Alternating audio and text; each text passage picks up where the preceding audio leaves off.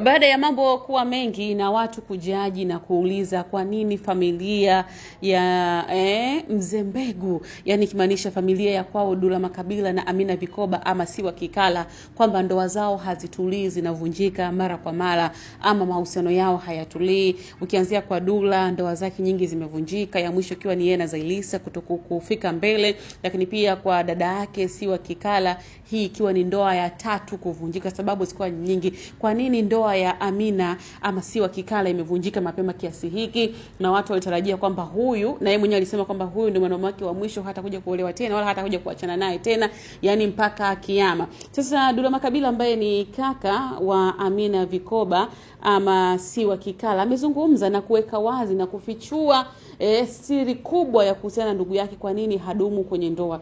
Dula Makabila alivyoulizwa kuhusiana na swali la kwa nini yeye na Amina ndoa zao hazidumu, akaja akamzungumzia Amina ama Siwa Kikala na kusema kwamba dada yake ni mtu ambaye ana attitude mbaya, lakini pia ni mtu ambaye anapenda kuwa juu ya mwanaume. Ni mwanamke ambaye anapenda kuwa na mamlaka juu ya mwanaume, yani kumpanda kichwani, kitu ambacho sio kizuri. Ndivyo ambavyo Dula Makabila amezungumza na kusema kwamba sio kitu kizuri, na hiyo ndio sehemu ambako Amina anakwama sana kwenye kuzitumikia ndoa zake, kwa sababu anapenda kuwa juu.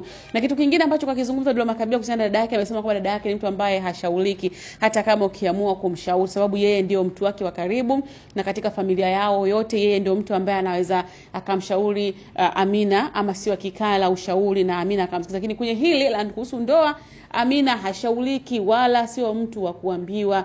Kwa sababu kubwa ambayo ndoa zake zinavunjika ni kwa sababu yeye ni mtu ambaye anapenda kuwa juu ya mwanaume, kumwendesha mwanaume, kumtawala mwanaume na vitu vingine kama hivyo, kitu ambacho wanaume wengi hawapendi na hawataki. Labda pia huenda ndio sababu nyingine imesababisha ndoa yake ya hivi sasa, ndoa ya 3 kuvunjika. Na baada ya ndoa kuvunjika, Amina alizungumza mengi kama swala zima na kusema kwamba talaka alipewa muda mrefu, kipindi cha mwezi mtukufu, akasubiri sherehe yake ya mvuje ipite ndio aweze kufanya nini, kukubali talaka ama kukubali kuachana mume wake. Lakini pia akazungumza vitu vingi sana kuhusiana na ndoa yake, vitu ambavyo tulivisikia mitandaoni vikitrend, lakini sababu kumbe yeye mwenyewe ndio sababu ndoa yake hii hapa kuvunjika na ndoa zingine zile 2 ambazo zimeshapita. Tujikumbushe nyuma pia ndoa ya pili ya Amina ilivunjika kiasi kwamba wakapelekana mahakamani yeye na mume wake kuhusiana na malezi ya watoto, na kwenye nyumba ile ambayo alijenga na mume wake akawa ameondoka. Stories zikawa nyingi kama hivi. Akakaa baada ya muda akaja kukutana na mwanaume huyu, akaoana Bwana Saleh, na ndoa yao pia haijakaa muda mrefu sana na imevunjika.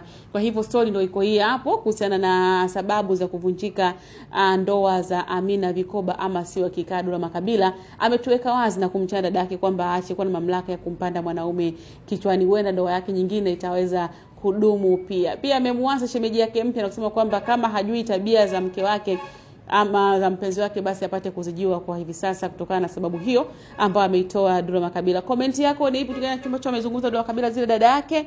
Drop comment yako hapo, lakini nakukumbusha usisahau kusubscribe, kubonyeza alama ya kengele, unakuwa na familia wetu bora kabisa. Mimi hapa ni Sam Baby, till next time, bye bye wakati huo hapo.